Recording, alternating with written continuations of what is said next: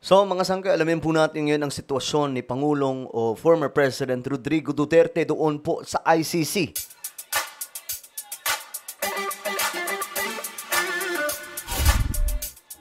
Hello guys, what's up? This is me, Sangkay Janjan. I'm back for another vlog today. Kamusta po kayo mga kababayan? At ito nga pag-uusapan po natin ngayon, itong si Tatay Digong. No?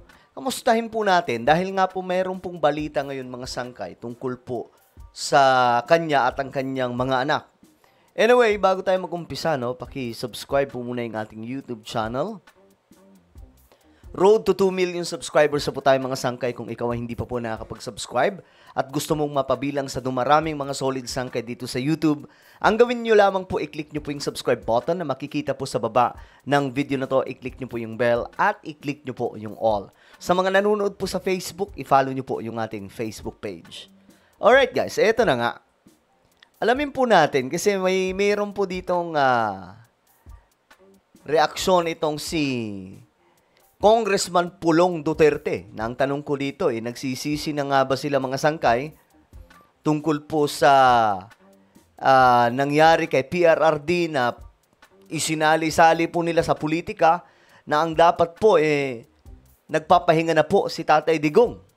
Ngayon mga sangkay, ayon ko sa balita, Representative Congressman Paulo Duterte said given his father, former President Rodrigo Duterte's age and condition, he does not deserve to be away from his family and country.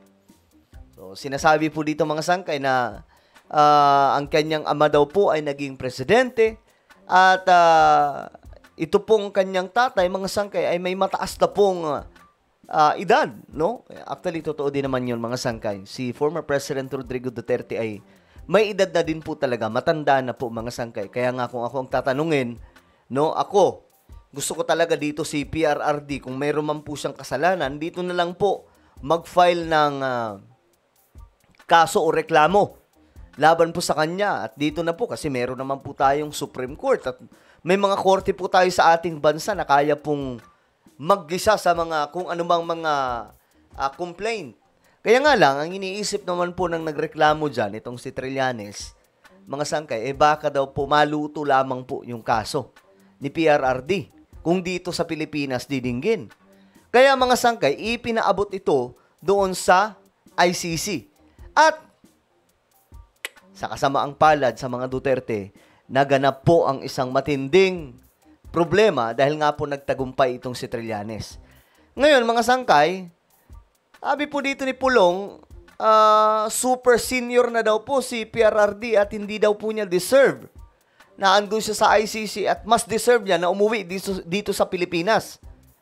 So, ang tanong dito, bakit nila isinasali kasi bakit po sinali-sali si PRRD sa politika? Na alam naman po natin mga sangkay na matanda na po ang Pangulo, di ba? Naalala nyo mga sangkay, si former President Noynoy Aquino, nung nagtapos siya sa kanyang pagiging Pangulo, di ba? Si Noynoy Aquino nanahimik. Kasi alam din po niya na pwede siyang mapahamak kung siya ay maingay. Sino pa? Si Ramos. Di ba? Nanahimik din po si Ramos. Si Gloria Arroyo, nanahimik. Si Era Pistrada, nanahimik. Pero pagdating po dito kay PRRD, maingay. Bakit? May mga taga-sulsol. Ang tanong dito mga sangkay, nagsisisi na nga ba sila Pulong?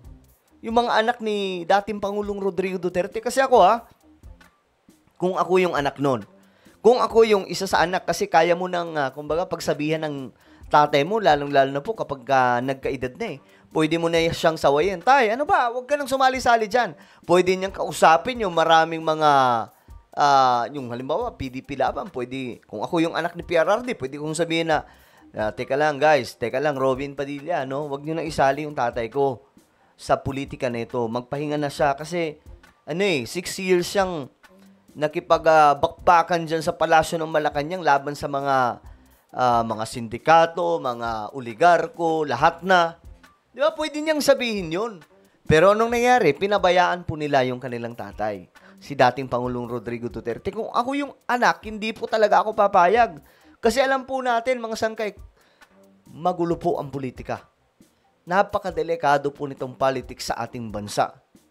So, dito, umaasa po sila. Kumbaga, nakikiusap na po sila na sana pauwiin na po si former President Rodrigo Duterte kasi ang pagkakaalam po natin, malabo na daw pong makauwi. Mukhang mabubulok na daw po si Tatay Digong doon sa The Hague. No, nakakalungkot. Ako, personally guys, nalulungkot po talaga ako kasi binoto ko yan mga sangkay. Actually, kahit ganung pumutok pa lamang po yung away ng Marcos at Duterte, nalungkot. Isa po ako sa unang nalungkot kasi alam nyo naman yan mga sangkay kung paano po tayo nakipaglaban para sa Marcos at Duterte, di ba? Since 2015. Ngayon mga sangkay, wala, nasa dahig na siya wala na tayong magagawa dyan. Kasi, alam nyo, ganito lang yan. Kayang-kaya sana ni PBBM harangan itong Interpol. Kayang-kaya. Sino may sabing hindi?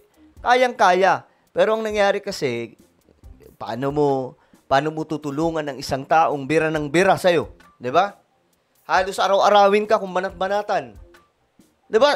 Na-mention din po yan nila Katon Ying Diba? Sabi nila Anthony Taberna, kayang-kaya ni BBM na awatin ng kung sino mang magtatangka kay PRRD. Like ICC or Interpol. Pero ano nangyari? Pinabayaan ni PBBM. Bakit? Kasi nga po, araw-arawin ba naman sa banat-banatan, di ba? Araw-araw pinupuna. Ginugulo po yung Marcos administration, mga sangkay, porket hindi po tumama sa kanyang pulisiya, ang pulisiya ni PBBM. So, ngayon, mga sangkay, pinabayaan siya. Ayun, nasa ICC na. So, sabi po dito, Representative Duterte made a pitch for his father's return to the Philippines so he can live as super senior citizen in a video message posted on Facebook. Okay. Parang nakikiusap na po siya dito. Sabi niya dito mga sangkay, gaya ng sabi niya, ang kanyang buhay ay sinakripisyo niya para sa bayan mula pa noon hanggang ngayon. At sa edad niya ngayon, nararapat lang na maibalik siya sa bayan na kanyang pinakamamahal. At madama naman niya kahit papaano na mabuhay na isang super senior citizen. Actually, totoo naman po yun Totoo yung sinasabi po ni Congressman Duterte. Talagang deserve po ni PRRD na magpahinga. Pero anong ginawa kasi ninyo? Dapat kayo mismo ang umawat. Kung nanahimik na lang sana kayong lahat, hindi na sana. Kumbaga, tinulungan pa sana ni PBBM na. Kasi, itong si Trillanes, agresibo po talaga yan. Sila yung may mga contact sa ICC. Diba? Actually, si BBM ayaw niya. Ayaw na niyan. Kahit nga yung impeachment ni VP Sara, ayaw niya, mga sangkay, diba? Pambihira. So, ano po ang inyong opinion, mga sangkay, tungkol po dito sa sinabi po ni Pulong Duterte, no? Na dapat pauwiin na yung kanyang ama, mga sangkay. Ano sa tingin nyo? Makakalaya pa ba si PRRD? I-comment nyo po ang inyong mga opinion. Meron po tayong YouTube channel, Sangkay Revelation. Hanapin nyo po ito sa YouTube ngayon din. Kapag nakita nyo na, i-click nyo po ngayon din, guys, ha? Yung subscribe, i-click ang bell, at i-click nyo po yung all. Ako na po ay magpapaalam. Mag-iingat pong lahat. God bless everyone.